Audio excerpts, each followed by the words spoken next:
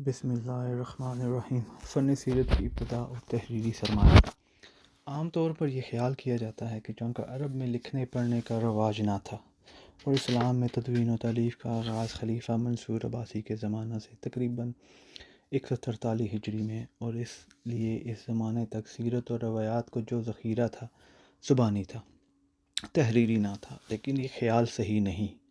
عرب میں لکھنے پڑھنے کا رواج گو کم صحیح مدت سے چلا آتا ہے۔ بہت قدیم زمانہ میں ہماری اور نابتی خط تھا، جس کے کتبے آج نہایت کثرت سے یورپ کی بدولت مہیا ہو گئے ہیں۔ اسلام سے پہلے وہ خط ایجاد ہوا جو عربی خط کہلاتا ہے، اور جس نے بہت سی صورتیں بدل کر آج یہ صورت اختیار کر لی ہے۔ اس خط کی تاریخ اور اس کی ابتدا کے متعلق جو قدیم روایتیں کتابوں میں مذکور ہیں، اکثر افسانہ ہیں۔ مثلاً ابن ندیم نے کلبی سے نقل کیا ہے کہ اول جن لوگوں نے عربی خط ایجاد کیا، ان کے نام یہ تھے: ابو جعد، حواز، حطی، قلمون، صفصس، قریشیات۔ یہی نام ہیں جن کو آج ہم ابجد، حوز، حطی، قلمن، صفص، قرشت کہتے ہیں۔ اس طرح کعب کا یہ قول کہ تمام خطوط حضرت آدم نے ایجاد کیے تھے۔ ابن ندیم نے حضرت عبداللہ بن عباس کا یہ قول نقل کیا ہے کہ سب سے پہلے جس نے عربی خط لکھا وہ 3 شخص قبیلہ بولان، قبیلہ طے کی ایک شاخ کے تھے، جو انبار میں آباد تھے۔ ان کے نام مرامر بن مرتا، اسلم بن صدرہ، عامر بن جدرہ تھے۔ ان تمام روایتوں میں جو قرین قیاس ہے وہ روایت ہے جو ابن ندیم نے ابن بن شبہ کی کتاب مکہ سے نقل کی ہے۔ یعنی سب سے پہلے عربی خط ایک شخص نے ایجاد کیا جو بنو مخلد بن نضر بن کنانہ کے خاندان سے تھا، اور غالباً یہ وہ زمانہ ہے جب قریش نے عروج حاصل کر لیا تھا اور تجارت کے ذریعے سے بیرونی ممالک میں آمد و رفت رکھتے تھے۔ ابن ندیم نے لکھا ہے کہ میں نے مامون رشید کی کتاب میں ایک دستاویز دیکھی تھی جو عبد المطلب بن ہاشم حضرت صلی اللہ علیہ وآلہ وسلم کے جد امجد کے ہاتھ کی لکھی ہوئی تھی۔ اس کے الفاظ یہ تھے: یہ عبد المطلب بن ہاشم جو مکہ کا بندہ ہے کا قرضہ فلاں شخص پر ہے جو صنعا کا رہنے والا ہے۔ یہ چاندی کے 1000 درہم ہیں، جب طلب کیا جائے گا وہ ادا کرے گا۔ خدا اور 2 فرشتے اس کے گواہ ہیں۔ اس دستاویز سے ظاہر ہوتا ہے کہ عبد المطلب نے کسی حمیری شخص کو 1000 درہم قرض دیے تھے۔ خاتمہ میں 2 فرشتوں کی گواہی لکھی ہے، جس سے ظاہر ہوتا ہے کہ اس زمانے میں فرشتوں کا اور شاید کرامن کاتبین کا اعتقاد موجود تھا۔ ابن ندیم نے لکھا ہے کہ اس دستاویز کا خط ایسا تھا جیسا عورتوں کا خط ہوتا ہے۔ علامہ بلازری نے تصریح کی ہے کہ حضرت صلی اللہ علیہ وسلم کی جب بعثت ہوئی تو قریش میں 17 شخص لکھنا پڑھنا جانتے تھے، یعنی حضرت عمر، حضرت علی، حضرت عثمان، حضرت ابو عبیدہ، طلحہ، زید، ابو حذیفہ، ابو سفیان، شفا بنت عبداللہ رحمۃ اللہ علیہ وغیرہ۔ بدر کی لڑائی جو 2 ہجری میں ہوئی، اس میں قریش کے لوگ گرفتار ہوئے، ان سے فدیہ لیا گیا، لیکن بعض ایسے بھی تھے جو ناداری کی وجہ سے فدیہ نہیں ادا کر سکے۔ حضرت صلی اللہ علیہ وسلم نے ان کو حکم دیا کہ ہر شخص 10 بچوں کا اپنے ذمہ لے کر ان کو لکھنا سکھا دے۔ چنانچہ حضرت زید بن ثابت نے، جو کاتب وحی ہیں، اس طرح لکھنا سیکھا تھا۔ ان واقعات سے معلوم ہوگا کہ عرب اور خصوصاً مکہ و مدینہ میں حضرت صلی اللہ علیہ وسلم کے زمانہ ہی میں لکھنے پڑھنے کا کافی رواج ہو چکا تھا۔ البتہ یہ تحقیق طلب ہے کہ حضرت صلی اللہ علیہ وسلم کے زمانہ میں روایتیں اور حدیثیں بھی قلم بند ہوئی تھیں یا نہیں، اس بنا پر سیرت کا کوئی تحریری سرمایہ بھی موجود تھا یا نہیں۔ بعض حدیثوں میں، جن میں سے بعض صحیح مسلم میں مذکور ہیں، تصریح ہے کہ حضرت صلی اللہ علیہ وسلم نے حدیثوں کے قلم بند کرنے سے منع فرمایا تھا۔ مسلم کے یہ الفاظ ہیں: مجھ سے جو سنو اس کو قلم بند نہ کرو بجز قرآن کے، اور کسی نے قلم بند کیا ہو تو اس کو مٹا ڈالنا چاہیے۔ لیکن معلوم ہوتا ہے کہ یہ ابتدائی زمانہ کا ارشاد ہے، کیونکہ متعدد صحیح حدیثوں سے ثابت ہے کہ حضرت صلی اللہ علیہ وسلم ہی کے زمانہ میں بعد صحابہ حضرت صلی اللہ علیہ وسلم کی اجازت سے آپ کے ارشادات قلم بند کر لیا کرتے تھے۔ صحیح بخاری باب العلم میں حضرت ابو ہریرہ کا قول ہے کہ صحابہ میں مجھ سے زیادہ کسی کو حدیثیں محفوظ نہیں، البتہ عبداللہ بن عمرو مستثنیٰ ہیں، کیونکہ وہ حضرت صلی اللہ علیہ وسلم کی حدیثیں لکھ لیا کرتے تھے اور میں لکھتا نہ تھا۔ ایک اور روایت میں ہے کہ حضرت عبداللہ بن عمرو کی عادت تھی کہ حضرت صلی اللہ علیہ وسلم سے جو سنتے تھے لکھ لیا کرتے تھے۔ قریش نے ان کو منع کیا کہ حضرت صلی اللہ علیہ وسلم کبھی غیظ کی حالت میں ہوتے ہیں، کبھی خوشی میں، اور تم سب کچھ لکھتے جاتے ہو۔ عبداللہ بن عمرو نے اس بنا پر لکھنا چھوڑ دیا اور حضرت صلی اللہ علیہ وسلم سے یہ واقعہ بیان کیا۔ آپ نے دہن مبارک کی طرف اشارہ کر کے فرمایا، تم لکھ لیا کرو، اس سے جو کچھ نکلتا ہے حق نکلتا ہے۔ خطیب بغدادی نے اپنے رسالہ تقلید العلم میں روایت کی ہے کہ اس بیاض کا نام جس پر عبداللہ صلی اللہ علیہ وسلم کی حدیث سے قلم بند کر لیا کرتے تھے صادقہ تھا۔ ایک واقعہ آپ صلی اللہ علیہ وسلم نے حکم دیا ہے کہ جو لوگ اس وقت تک اسلام لا چکے ہیں ان کے نام قلم بند کیے جائیں، چنانچہ 1500 صحابہ رضی اللہ تعالیٰ اجمعین کے نام دفتر میں درج کیے گئے۔ خطیب بغدادی نے تقلید العلم میں روایت کی ہے کہ جب لوگ کثرت سے حضرت انس کے پاس حدیثوں کے سننے کے لیے جمع ہو جاتے تھے تو وہ ایک جنگ نکال آتے تھے کہ یہ وہ حدیثیں ہیں جو میں نے حضرت صلی اللہ علیہ وسلم سے سن کر لکھ لی تھیں۔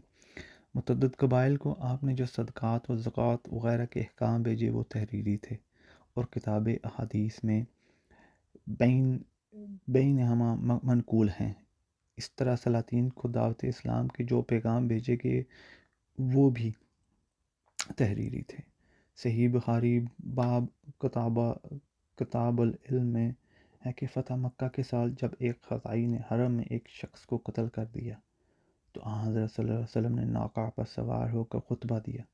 یمن کے ایک شخص نے آ کر درخواست کی کہ یہ خطبہ مجھ کو تحریر کرا دیا جائے، چنانچہ آپ صلی اللہ علیہ وسلم نے حکم دیا کہ اس شخص کے لیے وہ خطبہ قلم بند کر دیا جائے۔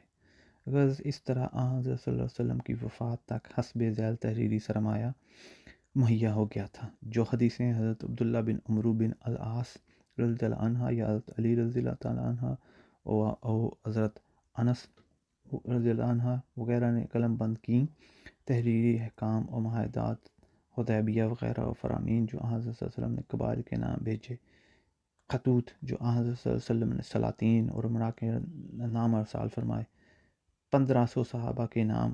حضرت صلی اللہ علیہ وسلم کے بعد اس تحریری ذخیرہ کو اس قدر ترقی ہوئی کہ بنو العباس سے پہلے ولید بن یزید کے قتل کے بعد جب حدیث اور روایت کا دفتر ولید کے کتب خانہ سے منتقل ہوا تو صرف امام ظہری کی مرویات و تالیفات گھوڑوں اور گدھوں پر لاد کر لائی گئیں۔ مغازی عرب میں علوم و فنون نہ تھے، صرف خاندانی مارکے اور لڑائیوں کے واقعات محفوظ رکھتے تھے۔ اس لحاظ سے قیاس یہ تھا کہ حضرت صلی اللہ علیہ وسلم کے واقعات اور افعال اور اقوال میں سب سے پہلے مغازی کی روایتیں پھیلتیں اور سب سے پہلے اس فن کی بنیاد پڑتی، لیکن روایات کے تمام انواع میں مغازی کا درجہ سب سے متأخر رہا۔ خلفائے راشدین اور اکابر صحابہ نے زیادہ تر حضرت صلی اللہ علیہ وسلم کے ان اقوال و افعال پر توجہ کی جن کو شریعت سے تعلق تھا اور جن سے فقہی احکام مستنبط ہوتے تھے۔ امام بخاری نے غزوہ احد کے ذکر میں صاحب بن یزید سے یہ روایت نقل کی ہے،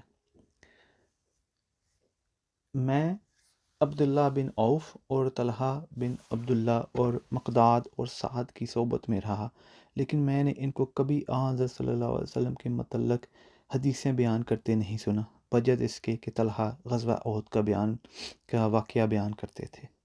حضرت عبد الرحمن بن عوف اور طلحہ و مقداد و سعد بن ابی وقاص اکابر صحابہ میں ہیں، ان سے بہت سی حدیثیں مروی ہیں، اس لیے اس عبارت کی یہی معنی ہو سکتے ہیں کہ یہ لوگ غزوات کے واقعات نہیں بیان کرتے تھے، بجد اس کے کہ طلحہ جنگ احد کے واقعات بیان کیا کرتے تھے۔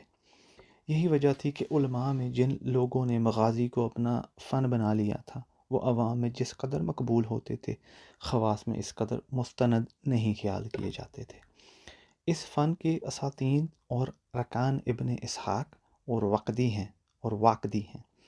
واقدی کو تو محدثین علانیہ کذاب کہتے ہیں، ابن اسحاق کو ایک گروہ سقہ کہتا ہے، لیکن اس درجہ کا دوسرا گروہ ان کو بے اعتبار سمجھتا ہے۔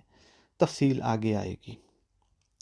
امام احمد بن حنبل کا قول ہے 3 قسم کی کتابیں ہیں جن کی کوئی اصل نہیں: مغازی اور ملاحم اور تفسیر۔ خطیب بغدادی نے اس قول کو نقل کر کے لکھا ہے کہ امام ابن حنبل کی مراد ان خاص کتابوں سے ہوگی جو بے اصل ہیں۔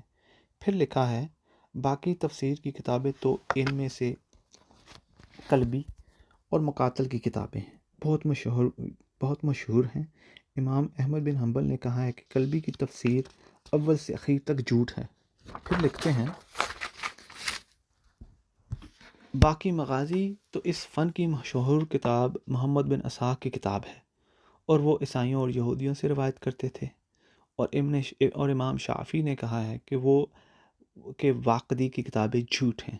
باوجود ان باتوں کے یہ ناممکن تھا کہ یہ حصہ نظر انداز کر دیا جاتا، اس لیے اکابر صحابہ اور محدثین نہایت احتیاط کے ساتھ جو واقعات جہاں تک خوب محفوظ ہوتے تھے روایت کرتے تھے۔ تصنیف و تالیف کی ابتدا حکومت کی طرف سے ہوئی۔ صحابہ اور خلفائے راشدین کے زمانے میں اگرچہ فقہ و حدیث کی نہایت کثرت سے اشاعت ہوئی، بہت سے درس کے حلقے قائم ہوئے، لیکن جو کچھ تھا زیادہ تر زبانی تھا۔ لیکن بنو امیہ نے حکماء علماء سے تصنیفیں لکھوائیں۔ قاضی ابن عبد البر نے جامعہ بیان علم میں امام زہری کا قول نقل کیا ہے: ہم لوگ علم کا قلم بند کرنا پسند نہیں کرتے تھے، یہاں تک کہ امراء نے ہم کو مجبور کیا۔ سب سے پہلے امیر معاویہ نے عبید بن شریح کو یمن سے بلا کر قدمہ کی تاریخ مرتب کروائی، جس کا نام اخیار المادیین ہے۔ اگر میرے سے کہیں اگر الفاظ کا تلفظ غلط ہو تو معاف کیجیے گا۔ امیر معاویہ کے بعد عبد الملک بن مروان نے جو 25 یا 65 ہجری اردو کی تاریخیں ہیں تو شاید پڑھنے میں تھوڑی دقت ہو رہی ہے، میں تخت نشین ہوا۔ ہر فن میں علماء سے تصنیفیں لکھوائیں۔ سعید بن جبیر جو عالم العلماء تھے، ان کو حکم بھیجا کہ قرآن مجید کی تفسیر لکھیں۔ چنانچہ امام موصوف نے تفسیر لکھ کر بھیجی جو کتب خانہ شاہی میں رکھی گئی۔ عطا بن دینار کے نام سے جو تفسیر مشہور ہے، انہی کی تفسیر ہے۔ عطا کو خزانہ شاہی سے یہ نسخہ ہاتھ آ گیا تھا۔ حضرت عمر بن عبدالعزیز کا زمانہ آیا تو انہوں نے تصنیف و تالیف کو زیادہ ترقی دی۔ تمام ممالک میں حکم بھیجا کہ حدیث نبی صلی اللہ علیہ وسلم مدون اور قلم بند کی جائیں۔ سعد بن ابراہیم جو بہت بڑے محدث ہیں اور مدینہ منورہ کے قاضی تھے، ان سے دفتر حدیثوں کے قلم بند کروائے اور تمام ممالک مقبوضہ میں بھیجے۔ علامہ ابن عبد البر جامعہ بیان العلم میں لکھتے ہیں، سعد بن ابراہیم کہتے ہیں کہ عمر بن عبدالعزیز نے ہم کو حدیث کے جمع کرنے کا حکم دیا۔ ہم نے دفتر لکھے۔ عمر نے جہاں جہاں ان کی حکومتیں تھیں ایک دفتر بھیج دیا۔ ابو بکر بن محمد بن عمرو بن حزم انصاری جو اس زمانہ کے بہت بڑے محدث اور امام زہری کے استاد اور مدینہ کے قاضی تھے، ان کو بھی خاص طور پر حدیث کے جمع کرنے کا حکم بھیجا۔ حدیث میں حضرت عائشہ رضی اللہ عنہا کی مرویات کی ایک خاص حیثیت ہے، یعنی ان سے اکثر وہ حدیثیں مروی ہیں جو عقائد یا فقہ کے مہمات مہمات مسائل ہیں، اس لیے عمر بن عبدالعزیز نے ان کی روایتوں کے ساتھ زیادہ اعتنا کیا۔ امرتا بن عبد الرحمن ایک خاتون امرتا بن عبد الرحمن ایک خاتون تھی۔ ان کو حضرت عائشہ نے خاص اپنی آغوش تربیت میں پالا تھا۔ وہ بہت بڑی محدثہ اور عالمہ تھیں۔ تمام علماء کا اتفاق ہے کہ حضرت عائشہ کی مرویات کا ان سے بڑھ کر کوئی عالم نہ تھا۔ عمر بن عبدالعزیز نے ابو بکر بن محمد کو خط لکھا کہ امرتا کے مسائل اور روایات قلم بند کر کے بھیجے جائیں۔ باب مغازی پر خاص توجہ۔ اب تک مغازی اور سیر کے ساتھ اعتنا نہیں کیا گیا تھا۔ حضرت عمر بن عبدالعزیز نے اس فن کی طرف خاص توجہ کی اور حکم دیا کہ غزوات نبی صلی اللہ علیہ وسلم کا خاص حلقہ درس قائم کیا جائے۔ عاصم بن عمر بن قتادہ وہ انصاری المتوفی 121 یا 161 ہجری اس فن میں خاص کمال رکھتے تھے۔ ان کو حکم دیا کہ جامع مسجد عاصم بن عمرو بن قتادہ انصاری المتوفی 121 ہجری اس فن میں خاص کمال رکھتے تھے۔ ان کو حکم دیا کہ جامع مسجد دمشق میں بیٹھ کر لوگوں کو مغازی اور مناقب کا درس دیں۔ اس زمانہ میں امام زہری نے مغازی پر ایک مستقل کتاب لکھی، اور جیسا کہ امام سہیلی نے روز الانف میں تصریح کی ہے، یہ اس فن کی پہلی تصنیف تھی۔ امام زہری اس زمانہ کے عالم العلماء تھے۔ فقہ اور حدیث میں ان کا کوئی ہمسر نہ تھا۔ امام بخاری کے شیخ الشیخ ہیں۔ انہوں نے حدیث اور روایات کے حاصل کرنے میں یہ محنتیں اٹھائیں کہ مدینہ منورہ میں ایک ایک انصاری کے گھر جاتے، جوان، بڈھے، عورت، مرد جو مل جاتا، یہاں تک کہ پردہ نشی عورتوں سے جا کر حضرت صلی اللہ علیہ وسلم کے اقوال و حالات پوچھتے اور قلم بند کرتے۔ وہ نسباً قریشی تھے، 50 ہجری میں پیدا ہوئے۔ بہت سے صحابہ کو دیکھا تھا۔ 80 ہجری میں عبد الملک بن مروان کے دربار میں گئے۔ اس نے بہت قدر و منزلت کی۔ کتاب المغازی غالباً حضرت عمر بن عبدالعزیز کی ہدایت کے موافق لکھی۔ یہ بات خاص طور پر لحاظ کے قابل ہے کہ امام موصوف سلاطین کے دربار سے تعلق رکھتے تھے اور مقربین خاص میں داخل تھے۔ ہشام بن عبد الملک نے اپنے بچوں کی تعلیم ان کے سپرد کی تھی۔ 124 ہجری میں وفات پائی۔ امام زہری کی وجہ سے مغازی اور سیرت کا عام مذاق پیدا ہو گیا۔ ان کا حلقہ درس سے اکثر ایسے لوگ نکلے جو خاص اس فن میں کمال رکھتے تھے۔ ان میں سے یعقوب بن ابراہیم، محمد بن صالح سمار، عبد الرحمن بن عبدالعزیز فن مغازی میں خاص شہرت رکھتے تھے۔ چنانچہ تہذیب و تہذیب وغیرہ میں ان لوگوں کا امتیازی وصف صاحب المغازی لکھا جاتا ہے۔ زہری کے تلامذہ میں سے دو شخصوں نے اس فن میں نہایت شہرت حاصل کی، اور یہی دو شخص ہیں جن پر اس فن کا سلسلہ ختم ہوتا ہے۔ موسیٰ بن عقبہ اور محمد بن اسحاق۔ موسیٰ بن عقبہ خاندان زبیر کے غلام تھے۔ حضرت عبداللہ بن عمر رضی اللہ عنہ کو دیکھا تھا۔ فن حدیث میں امام مالک ان کے شاگرد ہیں۔ امام مالک ان کے نہایت مداح تھے۔ وہ لوگوں کو ترغیب دیتے تھے کہ فن مغازی سیکھنا ہو تو موسیٰ سے سیکھو۔ ان کے مغازی کی جو خصوصیات ہیں یہ ہیں: مصنفین اب تک روایت میں صحت کا التزام نہیں کرتے تھے، انہوں نے زیادہ تر اس کا التزام کیا۔ 2، عام مصنفین کا یہ مذاق تھا کہ کثرت سے واقعات نقل کیے جائیں۔ اس کا لازمی نتیجہ یہ ہوتا تھا کہ ہر قسم کی رطب و یابس روایتیں آ جاتی تھیں۔ موسیٰ نے احتیاط کی اور صرف وہی روایتیں لیں جو ان کے نزدیک صحیح ثابت ہوئیں۔ یہی وجہ ہے کہ ان کی کتاب بنسبت اور کتب مغازی کے مختصر ہیں، بنسبت اور کتب مغازی کے مختصر ہیں۔ 3، چونکہ روایت حدیث کے لیے کسی عمر کی قید نہ تھی، اس لیے اکثر لوگ بچپن و آغاز شباب ہی سے حلقہ درس میں شامل ہو جاتے تھے اور حدیثیں سن کر لوگوں سے روایت کرتے تھے۔ لیکن چونکہ اس عمر تک واقعات کا صحیح طور سے سمجھنا اور محفوظ رکھنا ممکن نہ تھا، اس لیے اکثر روایتوں میں تغیر و اختلاط ہو جاتا تھا۔ موسیٰ نے بخلاف اور لوگوں کے کبرسن میں اس فن کو سیکھا تھا۔ 141 ہجری میں وفات پائی۔ موسیٰ کی کتاب آج موجود نہیں، لیکن ایک مدت تک شائع اور ضائع رہی، اور سیرت کی تمام قدیم کتابوں میں کثرت سے ان کے حوالے آتے ہیں۔ محمد بن اسحاق نے فن مغازی میں سب سے زیادہ شہرت حاصل کی۔ وہ امام فن مغازی کے نام سے مشہور ہیں۔ شہرت عامہ میں اگرچہ واقدی ان سے کم نہیں، لیکن واقدی کی لغو بیانی مسلمہ عام ہے، اور اس لیے ان کی شہرت بدنامی کی شہرت ہے۔ محمد بن اسحاق تابعی ہیں۔ ایک صحابی حضرت انس کو دیکھا تھا، علم حدیث میں کمال تھا۔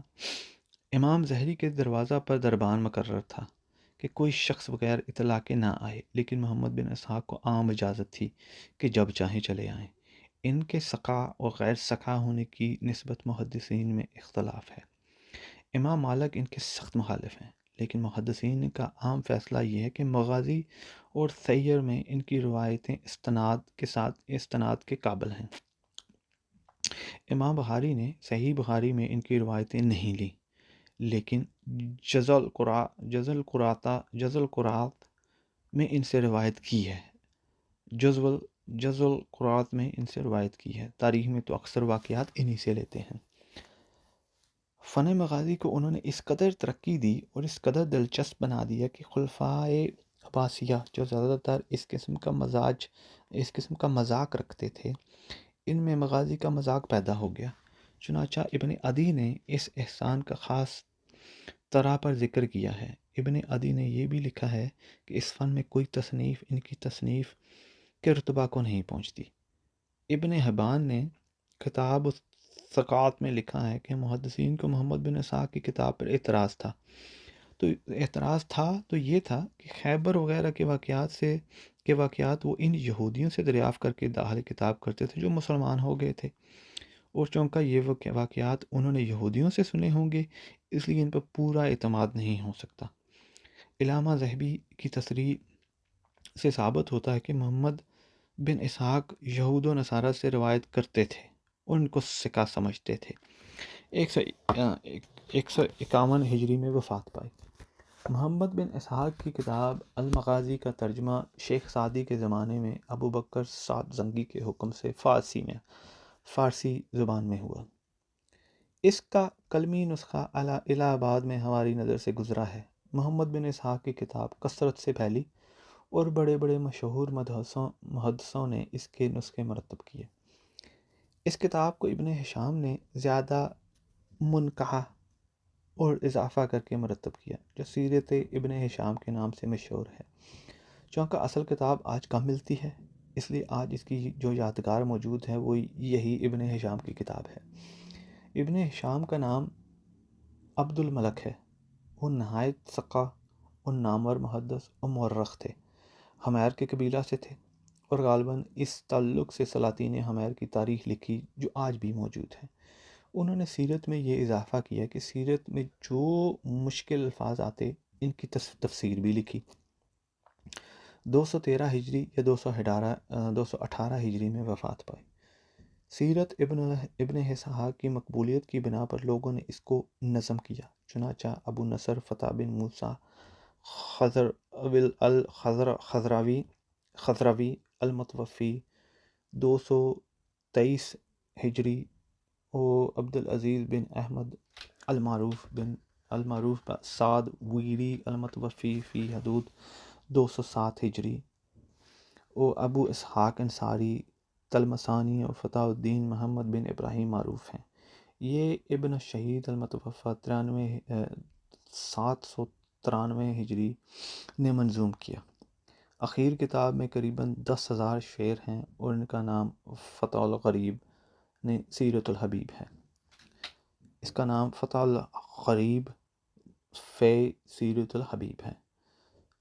واقدی خود تو قابل ذکر نہیں، لیکن ان کے تلامذہ خاص میں سے ابن سعد نے حضرت صلی اللہ علیہ وسلم اور صحابہ کرام کے حالات میں ایسی جامع اور مفصل کتابیں لکھی ہیں کہ آج تک ان کا جواب نہ ہو سکا۔ ابن سعد مشہور محدث ہیں۔ محدثین نے عموماً لکھا ہے کہ ان کے استاد واقدی قابل اعتبار نہیں لیکن وہ خود قابل سند ہیں۔ خطیب بغدادی نے ان کی نسبت یہ الفاظ لکھے ہیں: یہ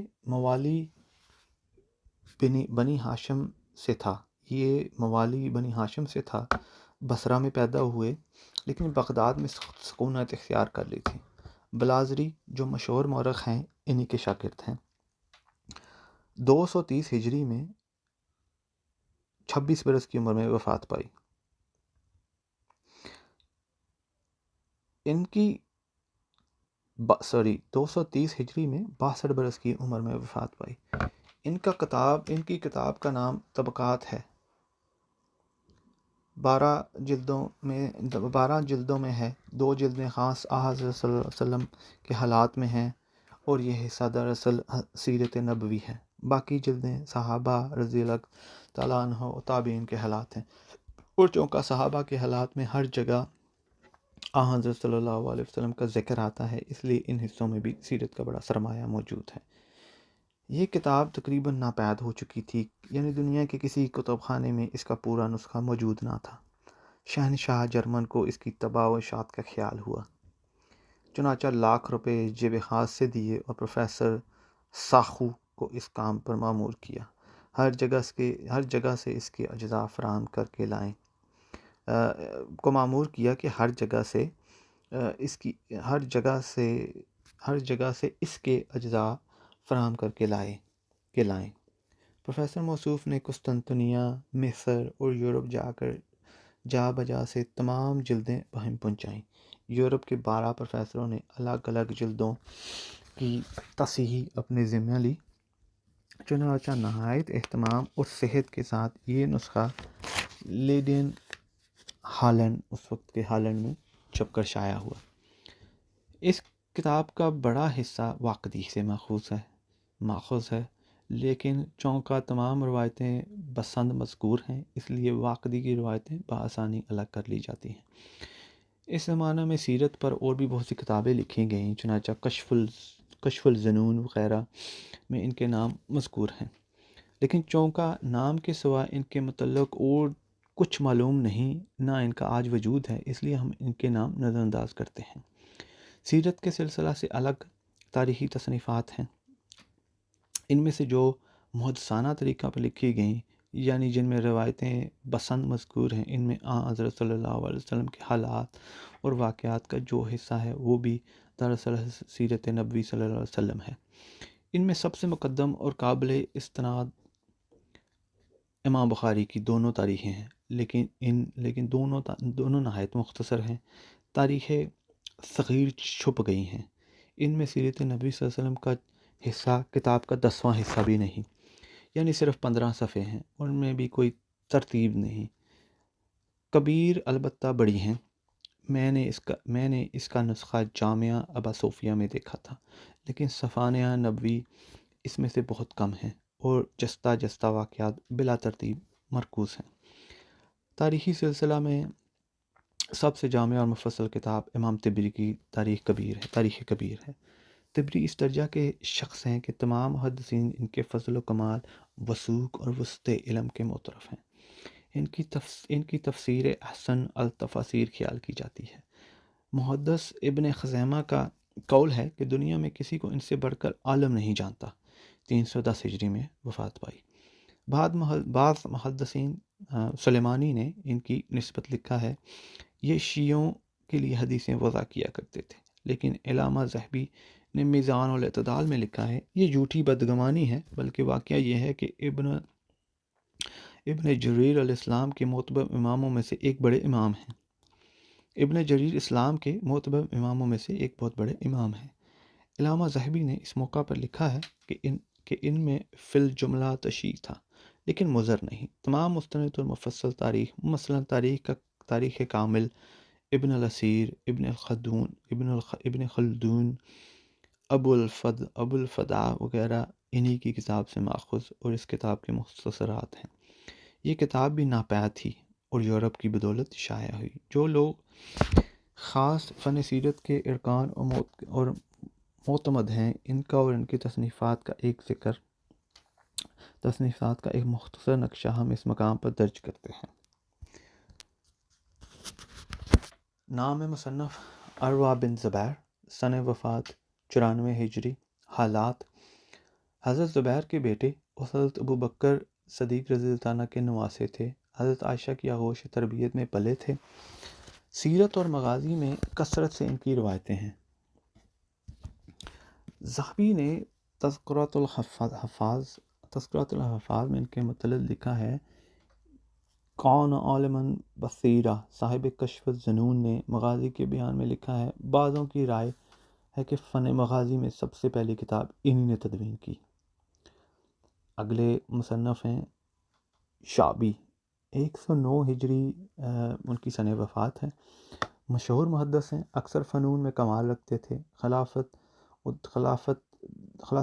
دمشق کی طرف سے سفیر بن کر قسطنطنیہ گئے تھے۔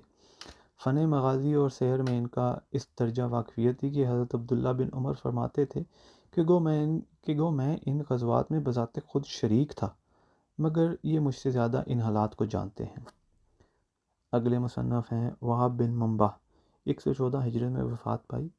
یمن کے اجمی خاندان سے تھے۔ حضرت ابو ہریرہ سے کچھ حدیثیں سنی تھیں۔ رسول اللہ صلی اللہ علیہ وسلم کے مطلب کتب عہد قدیم کی بشارت اور پیشن گوئیاں کثرت سے انہی سے مروی ہیں۔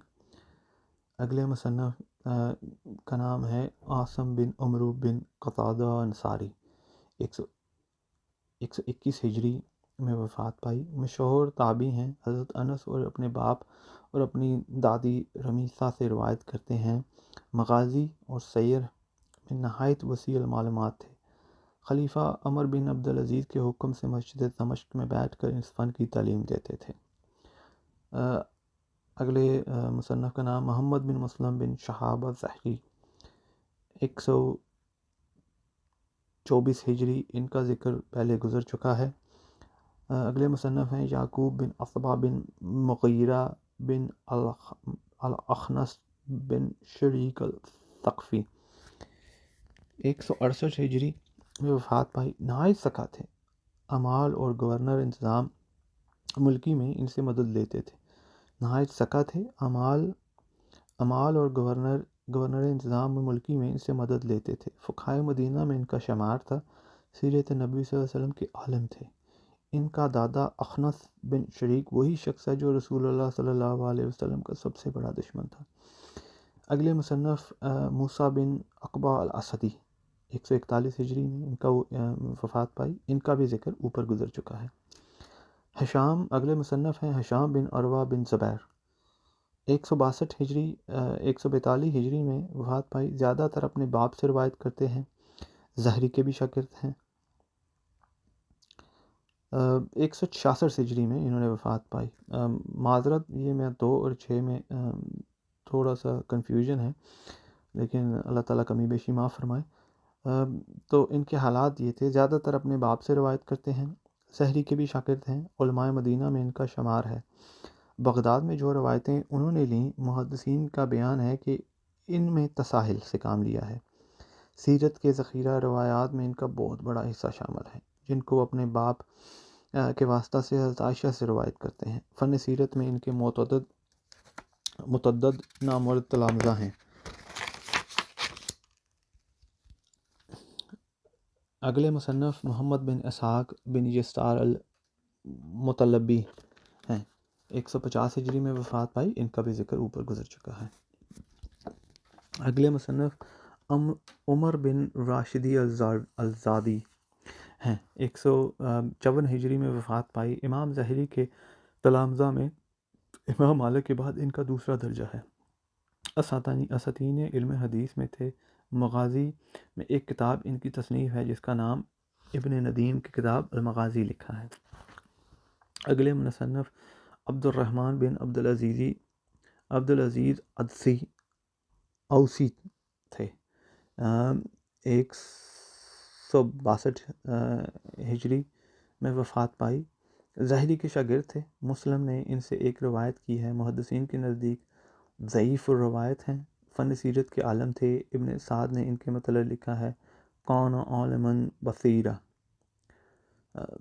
اگلے مصنف محمد بن صالح بن دینار التمار، 168 ہجری میں وفات پائی۔ ظاہری کے شاگرد واقدی کے استاد ہیں۔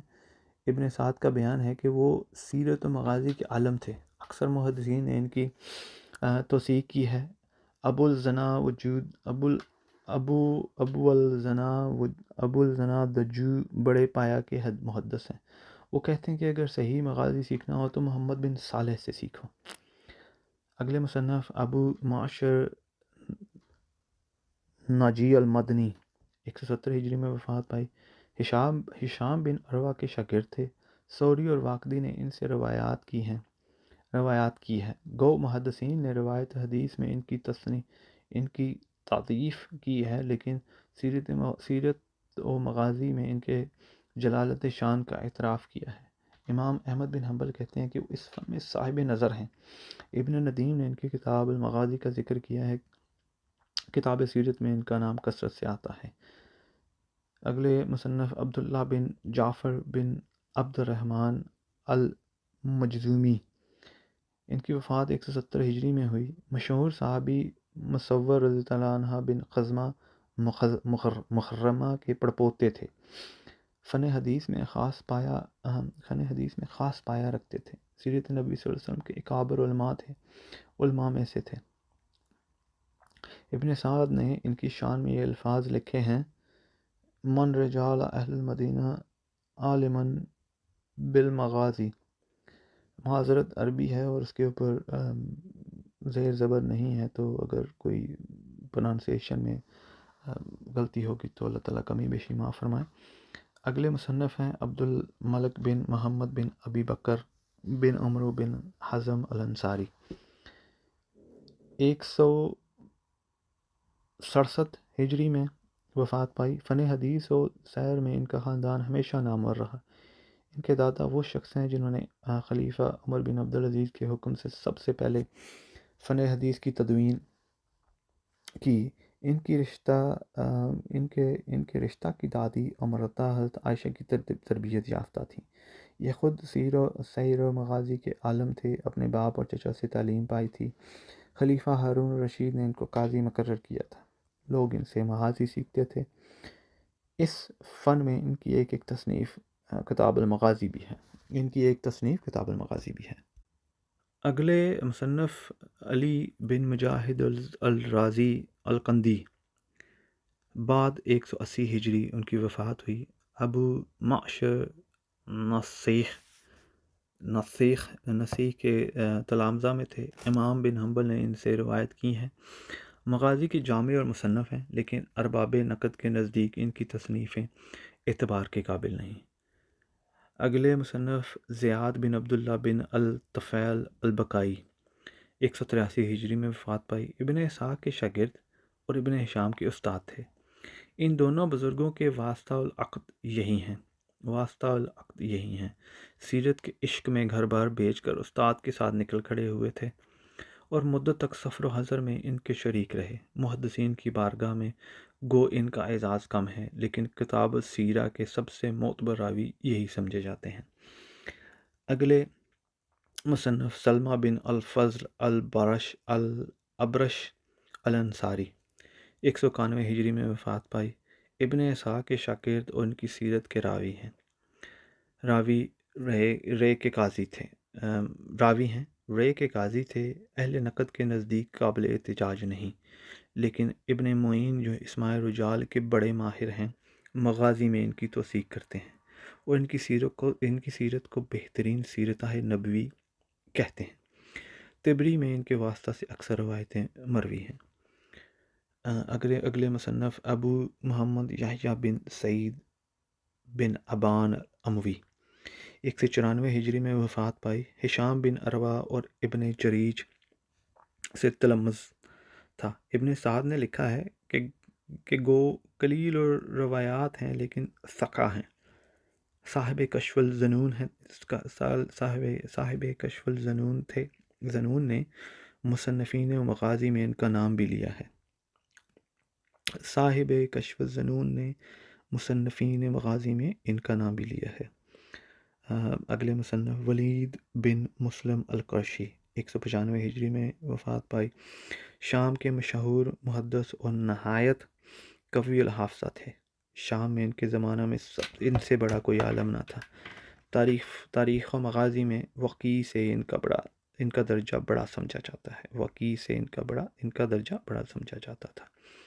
ان کی تصنیفات کی تعداد 70 ہے، جن میں سے ایک کتاب المغازی ہے۔ کتاب الفہرست میں اس کا ذکر موجود ہے۔ اگلے مصنف ہیں یونس بن بقیر، جو 199 یا 199 ہجری میں ان کی وفات ہوئی۔ ہشام بن عروہ اور ابن اسحاق کے شاگرد ہیں۔ فن روایات و حدیث میں ان کا متوسط درجہ ہے۔ اکثر محدثین نے ان کی توثیق کی ہے۔ علامہ ذہبی نے تذکرہ میں ان کا نام بلقب صاحب المغازی لیا ہے۔ انہوں نے مغازی بن اسحاق کا ذیل لکھا ہے، زرقانی مواہب جلد 3 صفحہ 10 کے اندر۔ اگلے مصنف محمد بن عمر الواقدی السلمی، 207 ہجری میں وفات پائی۔ سیرت نبوی کے متعلق ان کی 2 کتابیں ہیں، کتاب السیرہ اور کتاب التاریخ والمغازی والمباحث۔ امام شافعی فرماتے ہیں کہ واقدی کی تمام تصانیف جھوٹ کا انبار ہیں۔ کتاب السیرت کی اکثر بیہودہ روایتوں کا سرچشمہ انہی کی تصانیف ہیں۔ ایک ظریف محدث نے خوب کہا ہے کہ اگر واقدی سچا ہے تو دنیا میں کوئی اس کا ثانی نہیں، اور اگر جھوٹا ہے تب بھی دنیا میں اس کا کوئی جواب نہیں۔ اگلے مصنف یعقوب بن ابراہیم الزہری، 208 ہجری میں وفات پائی۔ حضرت عبد الرحمن بن عوف کی اولاد میں تھے۔ ظاہری اور ان کے تلامذہ کے شاگرد ہیں۔ مغازی میں ان کا یہ رتبہ تھا کہ ابن معین جیسا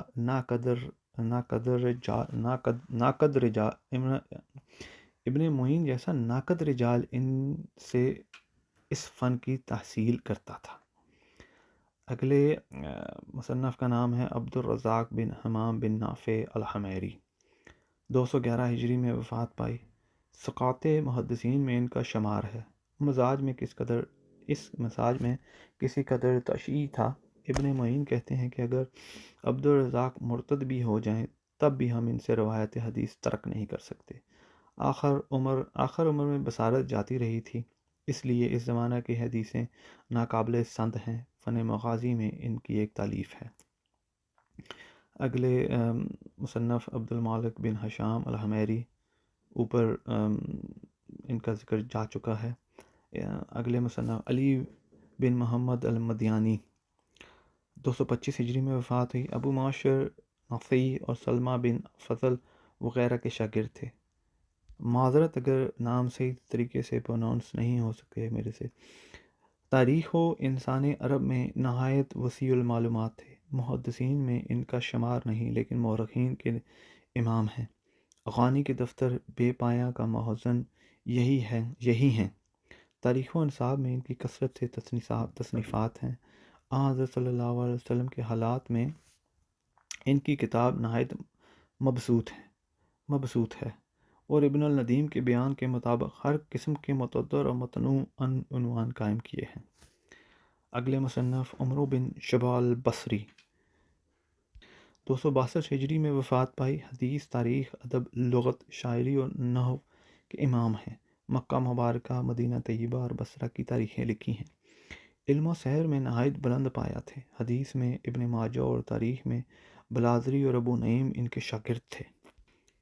اگلے مصنف محمد بن عیسیٰ ترمذی، 279 ہجری میں ان کی رحلت ہوئی۔ مشہور محدث ہیں جن کی کتاب صحاح ستہ میں 3واں درجہ رکھتی ہے۔ سیرت نبوی میں ان کا خاص رسالہ ہے، جس کا موضوع گزشتہ تصانیف سے الگ ہے۔ اس رسالہ کا نام کتاب الشمائل ہے، جس میں رسول اللہ صلی اللہ علیہ وسلم کے ذاتی حالات، عادات اور اخلاق کا ذکر ہے۔ اس بات کا الزام کیا ہے کہ تمام روایتیں معتبر اور صحیح ہوں۔ اس رسالہ پر متعدد علماء نے شروح و حواشی لکھے ہیں۔ ابراہیم بن اسحاق بن ابراہیم، 285 ہجری میں وفات پائی۔ محدثین کبار میں شمار ہے۔ مسند صحابہ رضی اللہ تعالیٰ ان کی تالیف ہے، جس کے آخر میں کتاب المغازی شامل ہے۔ ابو بکر احمد بن ابی خثیمہ البغدادی 299 میں ہجری میں وفات پائی۔ حدیث میں ابن حنبل اور ابن معین کے شاگرد اور تاریخ و سیر کے جلیل القدر عالم تھے۔ تاریخ کبیر ان کی تصنیف ہے، جس میں سیرت نبی صلی اللہ علیہ وسلم کا حصہ بھی شامل ہے۔